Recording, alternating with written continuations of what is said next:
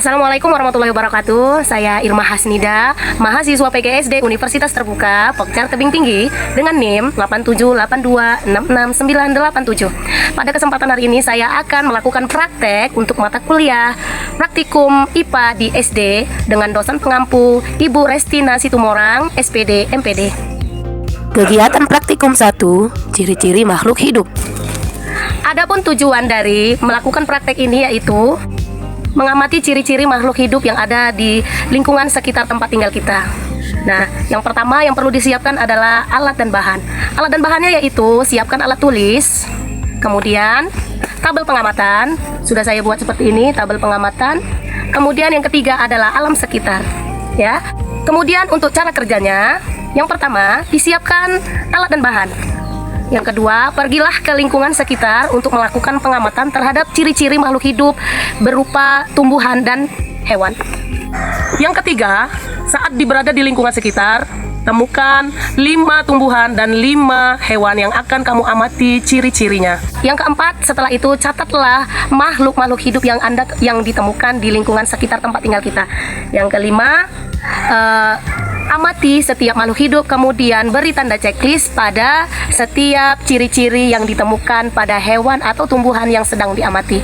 Baik, sekarang kita akan langsung pergi ke lingkungan sekitar tempat tinggal saya. Kebetulan juga di belakang rumah dan terdapat banyak sekali macam-macam tumbuhan dan hewan. Mari saksikan. Sekarang saya ada di lingkungan sekitar rumah saya untuk melakukan praktek mengamati ciri-ciri makhluk hidup. Dan yang pertama saya temukan adalah di belakang saya ada pohon pisang.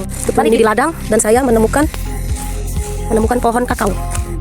Tumbuhan yang ketiga adalah pohon terong. Tumbuhan berikutnya yang saya jumpain adalah ini dia, putri malu. Kemudian tumbuhan yang kelima yaitu pohon cempoka. Berikutnya yang akan saya amati adalah hewan kucing, entok,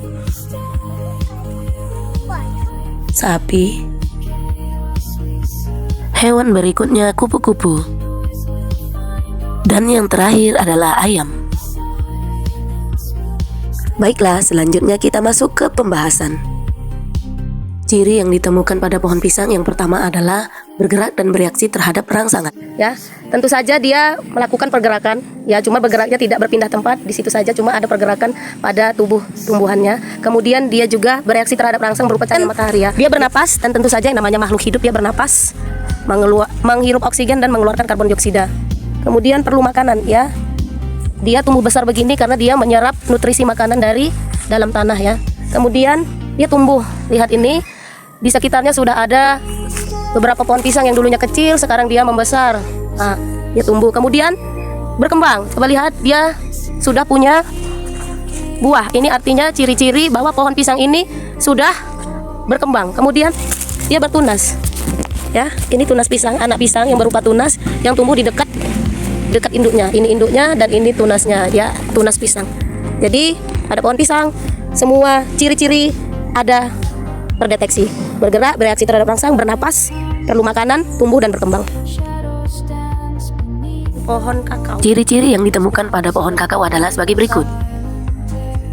Dia bergerak dan bereaksi terhadap rangsang.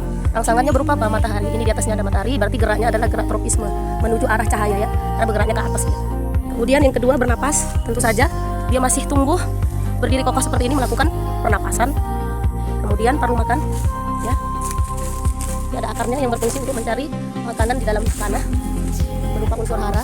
Kemudian kalau kita lihat dia tumbuh sudah besar, sudah setinggi kira-kira hampir 3 meter. Kemudian pohon kakao ini sudah berkembang, ditandai dengan apa? Adanya buah, ya. Kemudian batang membesar. Ini bagian dari perkembangan tumbuhan. Ya, sudah melakukan penyerbukan dan menghasilkan buah. Ini salah satu ciri bahwa tumbuhan kakaonya sudah melakukan perkembangan. Sekarang saya ada di sebelah pohon terong. Mari kita lihat ciri-ciri pohon terong. Dia bergerak dan bereaksi terhadap rangsang. Contohnya ini, rangsangannya berupa cahaya matahari. Walaupun pohonnya ini sudah jatuh mendekati tanah, dia tunas-tunas lainnya bergerak menuju ke atas, menuju sumber rangsangannya, itu cahaya matahari. Inilah contoh pembuktian bahwa tumbuhan itu bergerak. Ini contoh gerak tropisme. Kemudian dia tumbuh dan bertumbuh ya, tumbuh ke atas, semakin membesar, mulai dari ada yang kecil-kecil ini anaknya. Kemudian dia berbuah ini. Ini contoh bahwa tumbuhan terong di dekat rumah saya sedang berkembang. Telah ada buah. Sebelum buah ada bunga ini ya. Ini bunganya, dia berbunga, kemudian berbuah. Nah, ini ada ini. Ya, itu dari pengamatan pohon terong, semua ciri-cirinya sudah terpenuhi. Kita amati ciri-ciri dari putri maru. Kita beri rangsangan. Ya, dia melakukan reaksi terhadap rangsangan. Nah, bergerak ya. Bergerak dan bereaksi terhadap rangsangan. Dan dia ciri-ciri berikutnya tumbuh ya.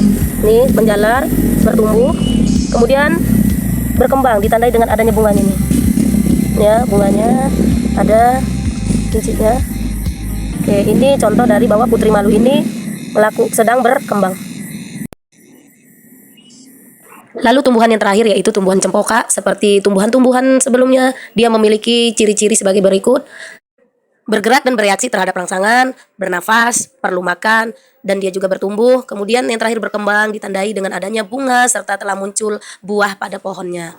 Kemudian untuk hewan-hewan yang saya temui seperti kucing, entok, sapi, kupu-kupu, ayam, mereka semua memiliki ciri-ciri yang sama seperti tumbuhan, yaitu bergerak dan bereaksi terhadap rangsangan, bernafas, memerlukan makanan, tumbuh, dan berkembang. Gerak pada hewan berbeda dengan gerak pada tumbuhan. Hewan bergerak secara aktif dan memungkinkan terjadinya perpindahan tempat, seperti melompat, menerkam, terbang, mengepakkan sayap. Itu adalah contoh-contoh bentuk yang sangat jelas bergerak secara aktif. Berbeda dengan tumbuhan yang bergeraknya tidak nampak, tapi sesungguhnya dia bergerak, seperti gerak nektinasti, gerak tropisme, atau gerak seismonasti pada putri malu. Kalau putri malu kita bisa jelas lihat memang bergerak apabila diberi rangsangan, tapi kalau tumbuhan lain seperti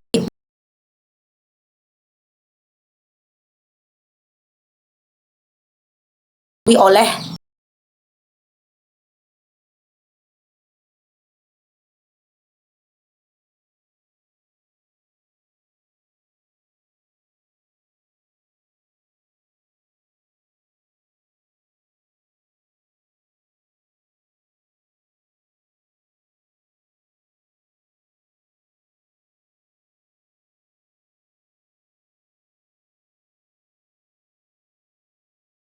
ciri-ciri hidup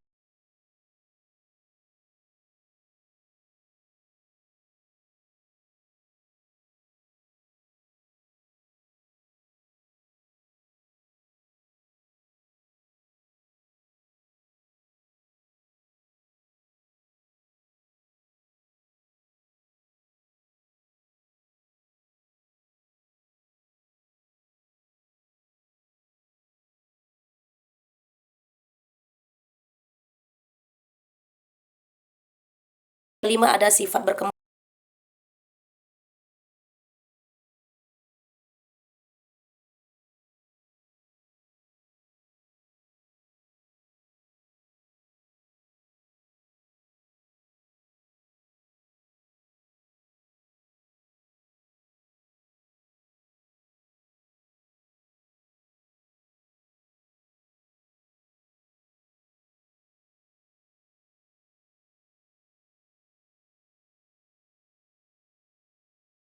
Tubuhnya